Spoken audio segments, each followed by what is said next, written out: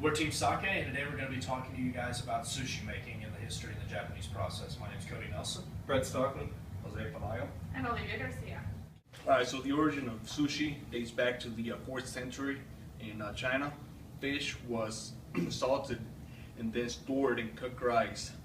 After 4 months, the rice will ferment, and at that point, the fish was ready to be eaten. In the 9th century, sushi was introduced to Japan. The practice of storing fish in cooked rice was called nare sushi or aged sushi. In the 15th century, Japanese chefs discovered that by adding weight to the rice and fish, they could reduce the fermentation time from 4 months down to 1 month.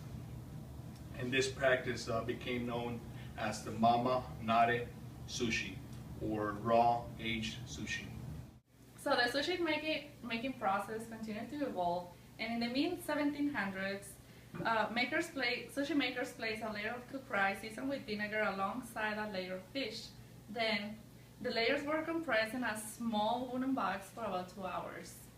Hanaya Yohei is known as the father of modern sushi making. He served the sushi in a hand-pressed fashion, topping a small bowl of rice with a thin slice of raw fish fresh from the bay. This practice shortened time from 1 month to 2 hours. This fast food concept is called nigiri, and it became very popular in Edo, which is known as Tokyo now. The evolution of sushi has continued to the modern day sushi roll. The sushi roll has 3 major components to the ingredients that it has. You have the wrap, the meats, and then the vegetables. The wrap tends to come in 2 main varieties. Those are going to be the seaweed, which you'll see today, and rice paper.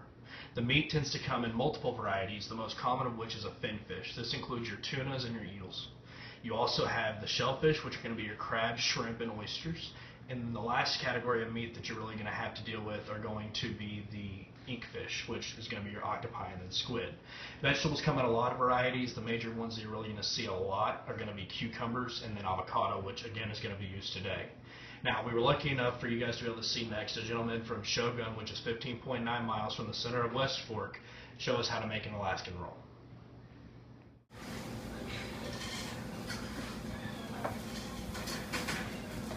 First ingredients for Alaska is a crab stick, just some salmon,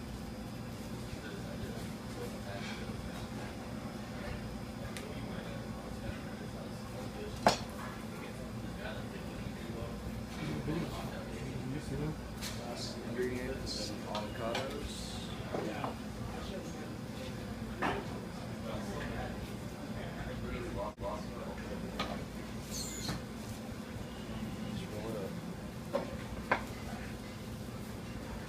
Sesame seeds, which is optional. Do it for looks. Press it, shape it up.